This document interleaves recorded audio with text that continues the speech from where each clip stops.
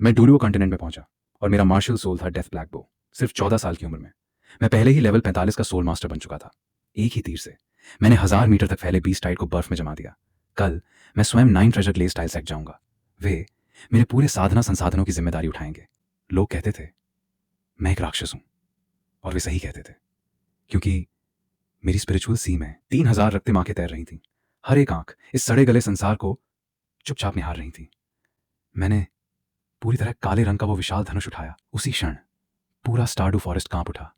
300 कदम दूर 20 टाइड उफनती हुई मेरी ओर बढ़ रही थी।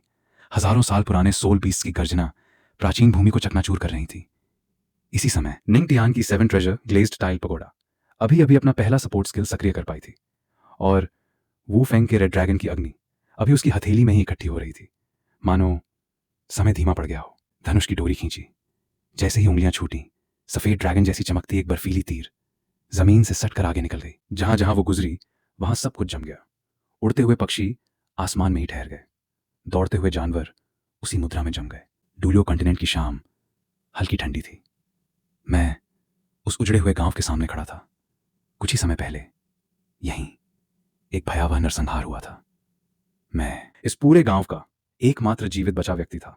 मैंने अपनी आंखों से देखा था कि बचपन से मेरा पालन पोषण करने वाले गांव के लोग कैसे ईवल सोल मास्टर्स के हाथों निर्दयता से मारे गए। मैंने अपना दाहिना हाथ उठाया। उसमें एक काला धनुष था। यही मेरा स्वयं जागृत हुआ मार्शल सोल था, और इसी मार्शल सोल की वजह से मैं मृत्यु के मुंह से वापस लौट पाया था। उसी समय हेवेंडू सिटी के भूमिगत द्वंद्व अखाड़े में चारों ओर शोर और जयकार गूंज रही थी। पूरा मैदान लगातार एक ही नाम पुकार रहा था। ब्लैक बाओ से खड़ा था। मेरे सामने ढाल मार्शल सोल वाला एक विशालकाय आदमी खड़ा था। वो भारी सांसें ले रहा था। उसके शरीर की नसें तक उभर आई थीं। स्पष्ट था कि वो अभी अभी एक कठिन लड़ाई लड़कर आया था। अपनी सांसें थोड़ी स्थिर करने के बाद उसने मेरी ओर देखा और आह भरते हुए कहा, वाकई तुम ब्लैक बो कहलाने के योग्य हो। अगला तीर अगर तुम उसे रोक सके तो मैं हार मान लूंगा। मेरी बात सुनकर वो तनिक भी नाराज नहीं हुआ, बल्कि उत्साह से चिल्लाया, अच्छा तो आओ, पूरी ताकत से हमला करो। उसी क्षण मेरे पैरों के नीचे एक पीला, 2 बैंगनी और एक काला, कुल 4 सोल रिंग्स प्रकट हुए। अगले ही पल उनमें से एक बैंगनी सोल रिंग चमका। उसकी शक्ति एक अग्निमय तीर में बदल गई। उससे निकलती भीषण गर्मी चारों ओर फैल गई। मैंने धीमे स्वर में कहा, मैं कहता हूं यह तीर सामने खड़े व्यक्ति को अवश्य भेदेगा। जैसे ही मेरे शब्द समाप्त हुए, अगले ही पल अग्नि का तीर सीधे उसकी ढाल से टकराया। धड़ाम। ढाल क्षण भर में टूटकर बिखर गई। भीषण अग्निशक्ति बिना किसी रुकावट के सीधे उसके शरीर पर टूट पड़ी। आग की लपटों ने उसे पूरी तरह निगल लिया। उसकी दर्द भरी चीख पूरे अखाड़े में गूंज उठी। कुछ ही क्षण बाद वो जलता हुआ शरीर द्वंद्व मंच पर गिर पड़ा। अब उसमें लड़ने की जरा भी ताकत नहीं बची थी। पूरा भूमिगत अखाड़ा एकदम शांत हो गया। सभी लोग स्तब्ध रह गए।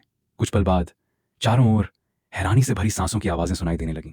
फिर मैंने धनुष पर बची हुई अग्नि को हल्के से झटका और अपने विशेष विश्राम कक्ष की ओर चल पड़ा। कमरे का दरवाजा खोलकर मैं अंदर गया और बाहर का सारा शोर दरवाजे के साथ ही बंद हो गया। मैं आराम से बैठ गया, आंखें बंद कर अपने भीतर की सोल पावर को धीरे धीरे शांत करने लगा। मैं अभी अपनी सोल पावर को शांत ही कर रहा था कि तभी दरवाजे पर हल्की दस्तक सुनाई दी। मैंने आंखें खोले बिना ही शांत स्वर में कहा, अंदर आ जाओ। दरवाजा धीरे धीरे खुला। एक लंबा और सधा हुआ व्यक्ति अंदर आया। मेरी ओर देखकर हल्का सा झुककर बोला, मिस्टर जाओशू, आपकी ख्याति के बारे में बहुत पहले से सुन रखा है। आज मैं आपसे अकेले में एक बात करना चाहता हूं। मैंने धीरे धीरे आंखें खोली। मेरी काली आंखें शांत झील की तरह स्थिर थीं। मैंने सीधे पूछा, क्या बात है? सोने के चश्मे वाला व्यक्ति बिना घुमाए फिराए बोला, संसाधन, गोल्ड सोल कॉइन्स, साधना के लिए आवश्यक हर प्रकार का सामान, आपको जो चाहिए सब मिलेगा। बस आने वाले कुछ समय तक आपको एक व्यक्ति की सुरक्षा करनी होगी। मैं कुछ पल चुप रहा, फिर ठंडे स्वर में पूछा, मालिक कौन है? वो हल्के से सिर हिलाकर बोला, फिलहाल मैं उनके बारे में नहीं बता सकता। उनकी पहचान अत्यंत सम्मानित है। वो आपसे स्वयं मिलना चाहते हैं। आपको सिर्फ इतना बताना है कि इस प्रस्ताव में आपकी रुचि है या नहीं। मैंने कुछ क्षण सोचकर कहा, वैसे भी मैं अक्सर सुरक्षा के काम स्वीकार करता हूं ताकि साधना के लिए संसाधन जुटा सकूं। यह प्रस्ताव मेरी वर्तमान योजना से टकराता नहीं है। मैं स्वीकार करता हूं। उस व्यक्ति की आंखों में तुरंत प्रसन्नता की झलक दिखाई दी। वो बोला, तो फिर कल दोपहर हेवेंडू सिटी के 9 ट्रेजर इन में मुलाकात होगी। कृपया समय पर पहुंचिएगा। उसकी बात समाप्त होते ही मेरी आंखों में समझ की एक हल्की चमक उभरी। मैं आपके आने की प्रतीक्षा करूंगा, मिस्टर जाओशू। इतना कहकर वो धीरे धीरे कमरे से बाहर चला गया। दरवाजा फिर से धीरे से बंद हो गया। अगले दिन दोपहर, हेवन डू सिटी 9 ट्रेजर इन, ऊपरी मंजिल का एक निजी कक्ष, शांत और सुरुचिपूर्ण था। मैं समय पर वहां पहुंचा। काले वस्त्रों में सीधा और शांत खड़ा था। कमरे में पहले से ही एक युवती बैठी हुई थी। उसके छोटे बाल साफ सुथरे ढंग से संवरे हुए थे। चेहरा सुंदर होने के साथ साथ दृढ़ता से भरा था। उसने सफेद रंग का शानदार वस्त्र पहन रखा था और शांत स्वर में बोला, मिस निंग, सीधे मुद्दे पर आइए। उसने धीरे से सिर हिलाया और शांत स्वर में कहा, मैं चाहती हूं कि तुम मेरे निजी अंगरक्षक बनो। मेरे साथ श्रेक एकेडमी चलो। जब तक मेरी पढ़ाई पूरी ना हो जाए तब तक पूरे समय मेरी सुरक्षा की जिम्मेदारी तुम्हारी होगी। मैं कुछ क्षण सोचता रहा, फिर बोला, मैं इस समय जेंग टियान एकेडमी का आधिकारिक छात्र हूं। निंग टियान ने शांत नजरों से मेरी ओर देखा, मानो उसे पहले से ही मेरे उत्तर का अनुमान था। वो बोली, नियम हमेशा शक्तिशाली लोगों के लिए बदले जा सकते हैं। मैं 9 ट्रेजर ग्लेज टाइल सेक्ट के प्रभाव का उपयोग करके तुम्हारा जेंग टियान एकेडमी का नाम कटवा सकती हूं। बिना एक पल सोचे सिर हिलाकर मना कर दिया, जरूरत नहीं, मैं जेंग टियान एकेडमी नहीं छोड़ूंगा। निंग टियान कुछ पल चुप रही, फिर उसने एक कदम पीछे हटते हुए कहा, अगर तुम विद्यालय नहीं बदलना चाहते तो एक दूसरा तरीका अपनाते हैं। 9 ट्रेजर ग्लेज टाइल सेक्ट स्वयं जेंग टियान एकेडमी और श्रेक एकेडमी से बात करेगा। तुम्हें जेंग टियान एकेडमी के आधिकारिक एक्सचेंज स्टूडेंट के रूप में श्रेक एकेडमी भेजा जाएगा। 1 वर्ष बाद तुम फिर से जेंग टियान एकेडमी लौट जाओगे। मैंने धीरे से पूछा, 1 साल बाद मुझे अगली continental advance soul master academy tournament में जेंग टियान एकेडमी का प्रतिनिधित्व करना है। निंग टियान ने तुरंत उत्तर दिया, 1 वर्ष की एक्सचेंज अवधि मैं स्वयं पूरी करवाऊंगी। सारी औपचारिकताएं मैं संभाल लूंगी, लेकिन उस 1 वर्ष के दौरान तुम्हें हर समय मेरे साथ रहना होगा। मैंने हल्का सा सिर हिलाया, ठीक है, अगर समझौता तय हो गया है तो अब पारिश्रमिक की बात कर लेते हैं। उसने शांत स्वर में कहा, अगले 1 वर्ष तक तुम्हारी साधना के लिए आवश्यक हर प्रकार का संसाधन मैं उपलब्ध कराऊंगी। और फिर से शांत स्वर में कहा, ठीक है, अगले 1 वर्ष तक मैं तुम्हारी सुरक्षा की पूरी जिम्मेदारी लेता हूं। समझौता तय हो गया। दोनों में से किसी ने भी एक शब्द अतिरिक्त नहीं कहा। निंग टियान अपनी सीट से उठी। उसके सफेद वस्त्र का किनारा लकड़ी की कुर्सी से हल्के से छू गया। उसने मेरी ओर देखा और शांत स्वर में कहा, मेरे साथ चलो। हम दोनों एक के पीछे एक 9 ट्रेजर इन से बाहर निकल गए। कुछ ही देर बाद हम हेवन डू सिटी में 9 ट्रेजर ग्लेज टाइल सेक्ट के निजी आवास पर पहुंचे। पूरा भवन शांत, विशाल और अत्यंत भव्य था। सामान्य रईसों के महलों की तुलना में यह कहीं अधिक आलीशान था। वहां पहुंचकर निंग टियान मुझे सीधे पीछे वाले प्रांगण में ले गई। वो मुड़ी और तेज कदमों से चली गई। जैसे ही उसका कदम पिछवाड़े के द्वार से बाहर निकला, अचानक एक लाल रंग की आकृति आंगन के प्रवेश द्वार पर दिखाई दी। मुझे ऊपर से नीचे तक देखा, फिर बिना किसी घुमाव के बोली, मुझे फर्क नहीं पड़ता कि तुम्हारी प्रतिभा कितनी बड़ी है या तुम्हारी ताकत कितनी अधिक है। तुम और हमारी यंग मिस्ट्रेस सिर्फ मालिक और अंगरक्षक हो, बस इतना ही। 1 साल का अनुबंध है, तुम्हें पैसा मिलेगा और बदले में तुम्हें उनकी सुरक्षा करनी होगी। इसके अलावा कोई और उम्मीद मत रखना। मैंने शांत स्वर में कहा, निश्चिंत रहो, मैं सिर्फ अपना वादा निभाना जानता हूं, न एहसान चाहता हूं और न ही ऐसी किसी भावना में मेरी कोई रुचि है। इतना कहकर मैं मुड़ा और सीधे कमरे के अंदर चला गया। मैंने पीछे खड़ी, अब भी सतर्क नजरों से मुझे देख रही व्यू फेंग की ओर दोबारा देखा भी नहीं। एक रात पलक झपकते ही बीत गई। सुबह 9 ट्रेजर रेजिडेंस के आंगन में धूप फैल चुकी थी। हल्की हवा धीरे धीरे बह रही थी। निंग टियान सुबह सुबह ही लौट आई। उसने मेरी ओर देखते हुए कहा, सारे दस्तावेज तैयार हो चुके हैं। अब तुम जेंग टियान एकेडमी के आधिकारिक एक्सचेंज स्टूडेंट के रूप में 1 वर्ष के लिए श्रेक एकेडमी जाओगे। जल्द ही हम तीनों ने तैयारी पूरी की और प्रस्थान करने लगे। जैसे ही हम 9 ट्रेजर रेजिडेंस के मुख्य द्वार से बाहर निकले, सामने कुछ परिचित चेहरे पहले से हमारा इंतजार कर रहे थे। टैंग शाओले सबसे पहले आगे बढ़ा। उसके चेहरे पर हमेशा की तरह खुली मुस्कान थी। वो बोला, जाओ, बधाई हो, एक्सचेंज स्टूडेंट बनकर श्रेक एकेडमी जाना बहुत बड़ा अवसर है। ये वुकिंग ने भी हल्के से सिर हिलाया। उसने शांत स्वर में कहा, अपना ख्याल रखना। 1 साल बाद मैं जेंग टियान एकेडमी में तुम्हारा इंतजार करूंगा। हम साथ मिलकर अगली continental advance soul master academy tournament में हिस्सा लेंगे। उसी समय पास खड़ी निंग टियान के शरीर से अचानक 7 ट्रेजर ग्लेज टाइल पगोडा की सोल पावर उमड़ने लगी। फिर श्रेक एकेडमी के लिए रवाना होंगे। इसके बाद घोड़ा गाड़ी ने अपना रास्ता बदल लिया और सीधे स्टारडू फॉरेस्ट की ओर बढ़ चली। कुछ समय बाद घना जंगल सामने दिखाई देने लगा। घने पेड़ों से आती प्रकृति की प्रबल ऊर्जा चारों ओर फैल रही थी। आसमान को ढंकते विशाल वृक्ष अनंत तक फैले हुए थे। हम तीनों घोड़ा गाड़ी से उतरकर पैदल आगे बढ़े और स्टारडू फॉरेस्ट की बाहरी सीमा पर पहुंच गए। जैसे ही हम जंगल के भीतर दाखिल हुए, वुफेंग ने तुरंत अपनी सोल पावर सक्रिय कर दी। उसके पूरे शरीर से गर्म अग्नि आभा फैलने लगी। वो पूरी तरह सतर्क थी। मेरी संवेदन शक्ति उन दोनों से कहीं अधिक थी। मेरी अदृश्य स्पिरिचुअल पावर क्षण भर में चारों ओर फैल गई। मैं हर छिपे हुए सोल बीस्ट की उपस्थिति महसूस कर रहा था। थोड़ी देर बाद मैंने शांत स्वर में कहा, तुम दोनों बीच में चलो, सामने से आने वाले सभी खतरे मैं संभाल लूंगा। तुम्हें किसी बात की चिंता करने की जरूरत नहीं है। दोनों ने कुछ नहीं कहा। वे चुपचाप मेरे पीछे पीछे चलने लगे। हम धीरे धीरे जंगल के और भीतर पहुंच गए। हम स्टारडू फॉरेस्ट के इनर एरिया की सीमा तक पहुंच गए। निंगटियान रुक गई। वो आसपास मौजूद सोल बीस्ट की आभा महसूस करके अपने लिए उपयुक्त सोल बीस्ट खोजने लगी। लेकिन उसी क्षण अचानक जमीन पर पड़े सूखे पत्ते जोर से उड़ने लगे। धरती के भीतर से भारी कंपन महसूस हुआ। अगले ही पल जंगल के बाहरी हिस्से से एक विशाल बीस्ट टाइड तेजी से हमारी ओर बढ़ता दिखाई दिया। अनगिनत सोल बीस्ट्स घने जंगल को चीरते हुए पागलों की तरह भाग रहे थे। कुछ ही क्षणों में उन्होंने हमारे चारों ओर का रास्ता बंद कर दिया। खतरा सामने खड़ा था। निंगटियान ने बिना एक पल गंवाए अपना हाथ उठाया। उसकी हथेली पर 7 ट्रेजर ग्लेज टाइल पगोड़ा प्रकट हो गई। दूसरी ओर वू फेंग के शरीर से लाल अग्नि भड़क उठी। दोनों के हमला करने से पहले ही मैंने कदम बढ़ाया। मैंने बिना किसी झिझक के अपना काला धनुष बुला लिया। अगले ही क्षण मेरे पैरों के नीचे एक पीला, 2 बैंगनी और एक काला 4 सोल रिंग्स प्रकट हुए। फिर उस काले 10,000 ईयर सोल रिंग से नीली बर्फ जैसी चमक निकली। वो शक्ति धीरे धीरे एक पारदर्शी बर्फीले तीर में बदल गई। मैंने धनुष की डोरी छोड़ दी। नीले रंग का वो बर्फीला तीर सीधे बीस्ट टाइड के बीचों बीच जा गिरा। चटाक चटाक बर्फ जमने की आवाज चारों ओर गूंज उठी। जहां तीर गिरा वहीं से हल्की नीली ठंडी ऊर्जा तेजी से फैलने लगी। कुछ ही क्षणों में लगभग 1 ली के दायरे का पूरा जंगल सफेद बर्फ की दुनिया में बदल गया। जो सोल बीस्ट्स कुछ पल पहले पागलों की तरह दौड़ रहे थे, वे सभी उसी जगह बर्फ की मूर्तियों में बदल गए। निंगटियान वहीं स्तब्ध खड़ी रह गई। उसके हाथ में 7 ट्रेजर ग्लेज टाइल पगोड़ा की छाया धीरे धीरे गायब हो गई। उसकी आंखों में अविश्वास साफ दिखाई दे रहा था। वू फेंग भी वहीं जड़ होकर खड़ी रह गई। शांत भाव से अपना धनुष नीचे कर लिया। काला धनुष धीरे धीरे मेरी देह में विलीन हो गया। कुछ देर बाद निंगटियान को होश आया। उसने अपने मन का आश्चर्य दबाया और धीरे धीरे जमी हुई भूमि की ओर बढ़ गई। वो एक एक सोल बीस्ट को ध्यान से देखने लगी। उसके पीछे वू फेंग भी चल दी। इस बार उसकी आंखों में मेरे प्रति न तो शंका थी और न ही विरोध, सिर्फ गहरा सम्मान और भय मिश्रित आदर था। वो अब पूरी तरह समझ चुकी थी कि उनकी यंग मिस्ट्रेस ने जिस लड़के को अपना अंगरक्षक चुना है वो कोई साधारण प्रतिभाशाली सोल मास्टर नहीं, बल्कि एक सोया हुआ भयानक राक्षस है। दोनों बर्फ से ढके जंगल में धीरे धीरे आगे बढ़ती रहीं।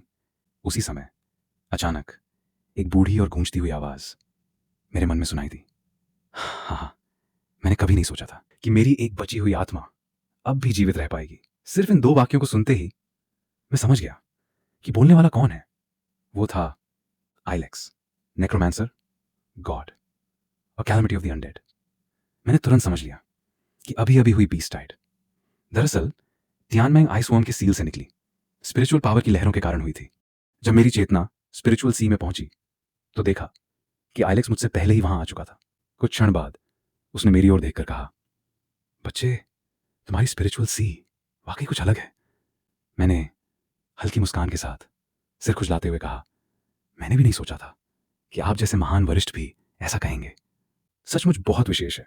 जहां तक नजर जाती थी पूरा आकाश रक्तिम आंखों से भरा हुआ था। वे मेरी स्पिरिचुअल सी का एकमात्र दृश्य थी। आकाश के ऊपर अनगिनत लाल आंखें। फिर उसने अपनी नजर मेरी ओर मोड़ी और शांत स्वर में कहा, मेरा नाम आइलेक्स है। दुनिया मुझे नेक्रोमैंसर या कैलामिटी ऑफ द अनडेड के नाम से जानती है। मैंने गंभीर भाव से हल्का सा झुककर प्रणाम किया। वरिष्ठ, मेरा नाम झाओशू है।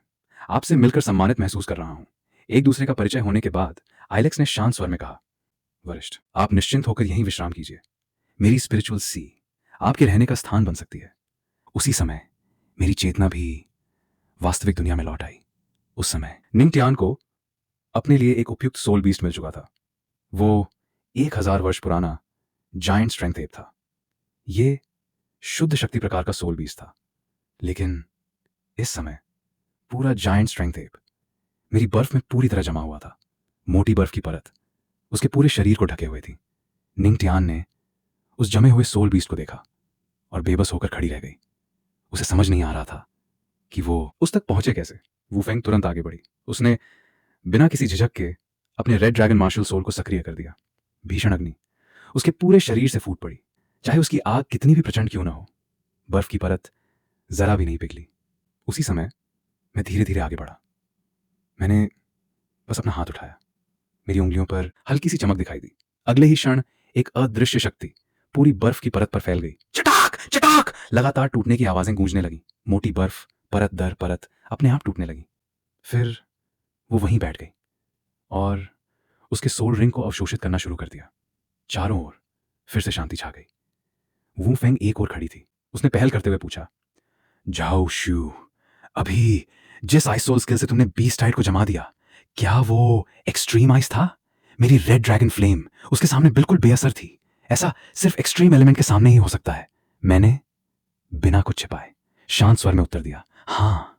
ये सुनते ही फेंग का शरीर हल्का सा कांप गया। उसकी सांस एक पल के लिए रुक गई। सचमुच एक्सट्रीम आइस। फिर उसने पूछा, तो तुम्हारी आग और मेरी रेड ड्रैगन फ्लेम, इन दोनों में कौन अधिक शक्तिशाली है? मैंने उसकी ओर देखा। उसका चेहरा पूरी गंभीरता से उत्तर की प्रतीक्षा कर रहा था। मैंने बिल्कुल सहज भाव से कहा, बस तुम्हारी आग से थोड़ी सी ज्यादा शक्तिशाली है। वू फेंग थोड़ा उलझ गई। थोड़ी सी? कितनी थोड़ी? मैंने अपना दाहिना हाथ उठाया, अंगूठे और तर्जनी के बीच बहुत सा छोटा सा फासला दिखाते हुए कहा, लगभग इतनी सी। मैं डूलो कॉन्टिनेंट में पहुंचा और शुरुआत से ही ब्लैक बो मेरे हाथ में था। मैंने अभी अपनी पूरी ताकत भी नहीं दिखाई थी कि शू संशी पहले ही घुटने टेक चुका था। पूरी कक्षा ये सोचती थी कि मैं घमंडी हूं, लेकिन जब मैंने वो एक तीर छोड़ा तब उन्हें समझ आया कि मैं घमंडी नहीं हूं, मैं सचमुच बहुत शक्तिशाली हूं। निंग टियान जमीन पर पद्मासन लगाकर बैठी थी। 1000 वर्ष पुराने सोल रिंग की आखिरी ऊर्जा भी धीरे धीरे उसके शरीर में समा गई। उसने धीरे से अपनी आंखें खोली। उसकी आंखों में एक क्षण के लिए आध्यात्मिक चमक लहराई। उसके शरीर से निकल रही सोल पावर स्थिर और भरपूर थी। हमने संक्षेप में सामान समेटा और जंगल से बाहर निकलने के लिए तैयार हो गए। तभी हमारे पीछे झाड़ियों में सरसराहट की आवाज सुनाई दी। मैं रुका और पीछे मुड़कर देखा। घनी टहनियों के बीच से 3 लोग बाहर आए। सबसे आगे एक लंबा और सीधा खड़ा युवक था। वो अनायास ही अपने पीछे खड़े दोनों लोगों के सामने आकर खड़ा हो गया। उसकी निगाहें सतर्कता से मुझ पर और मेरे साथ खड़ी दोनों लड़कियों पर टिक गईं। उसके बगल में घोड़े की पूंछ जैसी पॉनीटेल बांधे एक युवती खड़ी थी। सबसे पीछे एक सुंदर चेहरे वाला शांत स्वभाव का किशोर था। सबसे आगे खड़े युवक ने सबसे पहले बात की। उसकी आवाज शांत और स्थिर थी। क्या आप लोग भी स्टारडू फॉरेस्ट से ही आ रहे हैं? निंग टियान ने शांत स्वर में उत्तर दिया, हाँ, हम रास्ते से गुजर रहे थे, अब श्रेक एकेडमी में रिपोर्ट करने जा रहे हैं। ये सुनते ही सामने खड़े तीनों लोगों की सतर्कता काफी हद तक कम हो गई। उस युवक ने पहले अपना परिचय दिया, मेरा नाम बेबाई है, ये टैंग यहाँ है और ये हुओ युहाओ। हम भी श्रेक एकेडमी जा रहे हैं। इसके बाद हमारी ओर से निंग टियान और वू फेंग ने भी एक एक करके अपना परिचय दिया।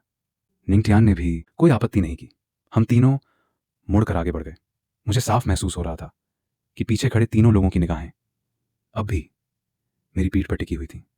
विशेषकर हुओ युहाओ की स्पिरिचुअल पावर पूरी तरह सिमट गई थी। उसी क्षण हुओ युहाओ की स्पिरिचुअल सी में आराम से सो रहा टियानमेंग आइसवर्म अचानक जाग उठा। उसके भीतर अत्यंत गहरा सदमा फैल गया।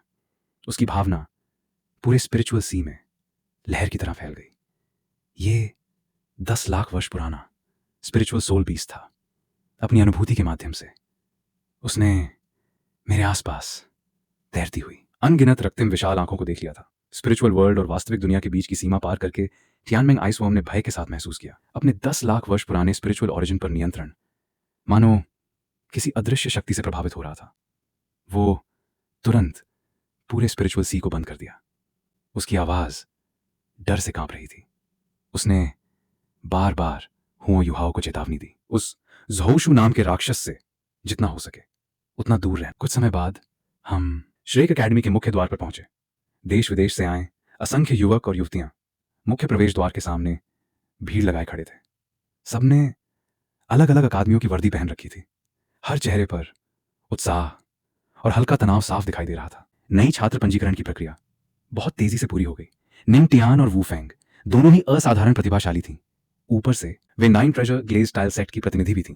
इसलिए सारी प्रक्रिया बिना किसी रुकावट के पूरी हो गई। सीधे आउटर कोर्ट के डायरेक्टर के कार्यालय की ओर चल पड़े। कार्यालय के भीतर एक मध्यम आयु का व्यक्ति बैठा था। उसने धूसर सफेद रंग का लंबा चोगा पहन रखा था। नियमों के अनुसार उसने निंग टियान की जानकारी जांची। इसके बाद उसने मेरे एक्सचेंज स्टूडेंट होने की पुष्टि की उसने शांत और औपचारिक स्वर में कहा, तो तुम वही एक्सचेंज स्टूडेंट हो? जाओस्यू अकेडमी को जेंगटियान अकेडमी की आधिकारिक सूचना पहले ही मिल चुकी है। अगले 1 वर्ष तक तुम 4th ईयर क्लास 1 के साथ सामान्य छात्र की तरह पढ़ाई करोगे। इसी समय निंगटियान ने कहा, मैं चाहती हूँ कि उसे न्यू स्टूडेंट डॉर्मेट्री में रखा जाए। उस व्यक्ति ड्यू वायलुन ने हल्का सा ठहर कर एक बार मुझे और निंगटियान को देखा। कुछ क्षण सोचने के बाद उसने एक चाबी निकाली, कमरे का नंबर लिखकर वो चाबी मुझे दे दी। उसने हाथ हिलाकर कहा, तुम लोग जा सकते हो। हम कार्यालय से बाहर निकल आए। निंगटियान मुझे साथ लेकर शिक्षण भवन और प्रशिक्षण मैदानों के बीच से गुजरी। रास्ते भर वो मुझे आउटर कोर्ट का पूरा नक्शा समझाती रही। कुछ देर बाद हम न्यू स्टूडेंट डॉर्मेट्री के सामने पहुंच गए। निंगटियान ने सामने खड़ी धूसर सफेद इमारत की ओर देखा, फिर सहज स्वर में बोली, तुम्हारा कमरा दूसरी मंजिल पर है। तीसरी मंजिल से ऊपर लड़कियों का डॉर्मेट्री है, वहां मत जाना। मैंने चाबी ले ली। प्रवेश द्वार के पास एक वृद्ध व्यक्ति बैठा था। उसके बाल और दाढ़ी पूरी तरह सफेद थे, चेहरे पर शांत भाव था। मैं उसके सामने से गुजरा। उसके होंठ हल्के से हिले। बहुत धीमी आवाज में उसने बुदबुदाया, अजीब, सचमुच ये लड़का साधारण नहीं है। यहां तक कि मुझे भी इसके भीतर एक अनजाना सा असामान्य एहसास महसूस हो रहा है। मेरे कदम बिना रुके सीधे दूसरी मंजिल की ओर बढ़ते रहे। कमरा 211। कमरा बड़ा नहीं था, लेकिन दक्षिण दिशा की खिड़की से दोपहर की धूप पूरे कमरे में फैल रही थी। मैंने आंखें बंद की और ध्यान में डूब गया। मेरे शरीर के भीतर सोल पावर धीरे धीरे संतुलित गति से बहने लगी। लेवल 45 का अवरोध लगभग पूरी तरह ढीला पड़ चुका था। मैंने अपने मन में 5वें सोल स्किल की दिशा पर दोबारा विचार करना शुरू किया। शुरुआत में मैंने डार्क एट्रीब्यूट के बारे में सोचा था, लेकिन अगले ही पल मैंने वो विचार छोड़ दिया। अगले दिन सुबह सुबह मैंने साधना समाप्त की और डॉर्मेट्री से बाहर निकल आया। बाहर निंगटियान और वूफेंग पहले से ही मेरा इंतजार कर रही थी और श्रेक सिटी के मुख्य क्षेत्र में स्थित 9 ट्रेजर पवेलियन पहुंचे। पहचान की पुष्टि, पंजीकरण और संसाधन प्राप्त करने की पूरी प्रक्रिया बहुत सहजता से पूरी हो गई। नए सत्र का दिन आ गया। आउटर कोर्ट फिर से जीवंत हो उठा। सुबह की धूप पूरे एकेडमी पर फैल रही थी। कई दिनों से शांत पड़ा आउटर कोर्ट एक बार फिर छात्रों की चहल पहल से भर गया। फिर मैं पीछे की ओर खिड़की के पास खाली सीट पर जाकर बैठ गया। मंच पर खड़े मध्यम आयु के कक्षा अध्यापक ने मेरी ओर देखा, ये सुनिश्चित करने के बाद कि मैं नया एक्सचेंज स्टूडेंट हूं। उन्होंने हाथ उठाकर पूरी कक्षा को शांत किया, फिर बोले, सभी छात्र ध्यान दें। आज हमारी कक्षा में एक नए छात्र का स्वागत कीजिए। इनका नाम जाओस्यू है। ये जेंगटियान अकेडमी से आए हैं।